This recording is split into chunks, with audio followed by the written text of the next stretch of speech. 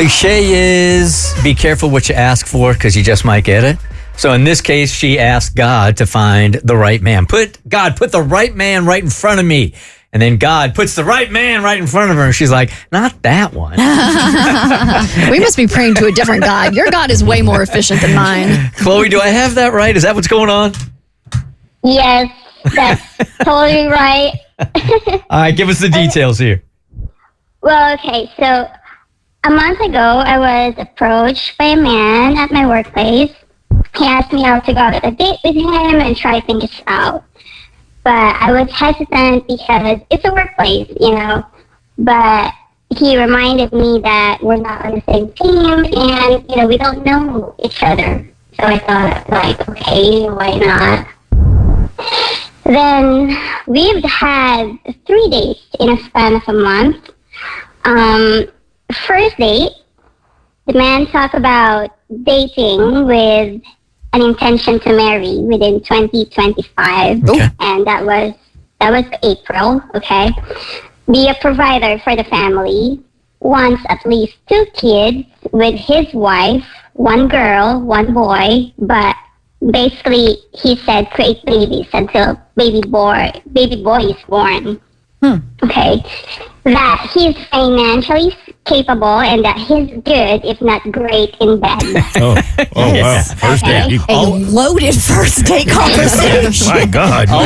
Always trust those guys. Always trust the guys that tell you how wonderful they are in bed. And now roles reversed. Gentlemen, you're on a first date and a woman is like, I will be married by the end of the year. I will have 2 children, 1 boy, 1 girl. If they are both girls, we will continue to, I will continue to bear children until one of them is a male. Yeah. And I am good, if not great, in bed. So a woman says this to you on a first date. Are you going on a second? Well, I'd ask her to prove the bed part, and then we can negotiate the other stuff. She should have led with the bed part, actually. Anyway, go on. Well, okay, so I said, okay, second date, we went on a second date. Obviously, I was okay with, yeah, obviously I'm okay with all of that. So second date, the guys talk about being a man in our relationship. And I said, okay, hold, we're not yet in a relationship.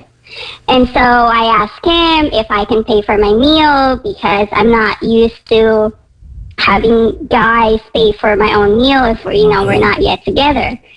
And he said no, because he's trying to set up the boundaries of him and, sending a message of him being the man and provider as early as now. Like, he said that if I go with him, if I marry him, I would not pay a single dime. I can work, but he's going to provide for everything. That's what he's saying.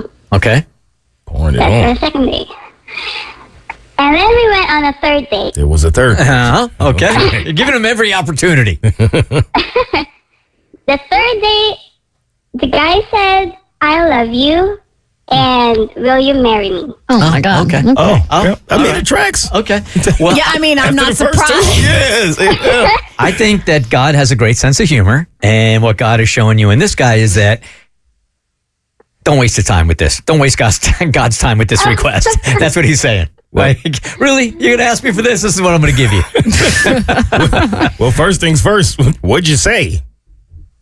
Well, I kind of ghosted him for a week because I was overwhelmed with everything that happened in first, second, third date, And, I really pondered on it. I'm like, I asked for this. He gave me more. I'm saying this like a positive thing. He gave me more. Like, I asked for a ride or die partner. I'm not even asking for a marriage, and here's the guy. Did you say all that to him? Maybe it's like a good chat GPT prompt. Maybe you just didn't put enough in there. You said put a good man in front of me, but he needed more info. You got to be specific with your prayer. Right? Yeah. Because this doesn't sound like the dude. So, Chloe, are you seriously contemplating that you are defying God's will by not accepting this man's proposal? Well, I said no after a week. Yes. Yeah, that's I said no to his proposal, but then I listen to the Bert show, and you guys have like a guest saying that it's a kind of like a similar thing where they just met each other and they got married after a month. So now so I'm we kind did of this. like, Yeah, don't let those silly romantic stories have any kind of influence. Do you know how many negative stories we have had on the Bert show compared to the good ones? It's a balance. Don't let these little good ones guide you. No, it's mostly bad. Yeah, and also, Chloe, your delivery, very different from her delivery and how her story went. Yeah. The difference is they liked each other. But I do think this is a really good case of like how you try to fit somebody into something that you want so Yeah. badly. Like you heard that story and this, it was so romantic that you're trying to piecemeal this one to make it your story also, but the details are very, very different. I also think sometimes we confuse who God is sending. Like maybe the other guy sent this guy as a distraction and it's not actually God's work. I don't want to say his name. God's op. Y'all know who I'm talking about. Yeah, I don't think this is the guy. okay, so you guys would have said no as well. Like, Yeah, we said no a long time. I would have said hell no. Hell no. To the no.